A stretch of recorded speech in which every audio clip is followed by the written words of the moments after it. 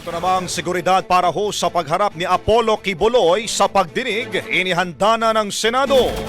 Brigada Ann Cortez, i-brigada mo!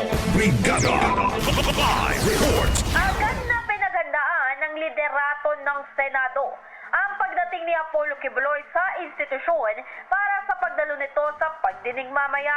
Kung saan kahapon pa lang ay agarang kinausap ni Senate President Chis Escudero ang Senate Sergeant at Arms para tiyakin ang seguridad ni Quiboloy sa pagpasok nito sa loob ng institusyon at habang dinidinig ang investigasyon. Ayon kay Escudero, walang magiging karagdagang deployment ng securities para rito. Pero inaayos na nila ang arrangement na mga ito upang maiwasan na ang buong batalyon pa ng securities ang pumasok. Maaalala, nagpaabot na ng tugon ng Pasig at Quezon City Regional Trial Court. Ito ay hinggil nga sa pagpahig nila na paduluhin si Quiboloy sa ipinadalang liham ng komite ni Senadora Risa Hontiveros. In the heart of changing lives, ito si Brigada Ann Cortez ng 105.1 Brigada News FM Manila, The Music News, Osboy. Brigada Balita Nationwide.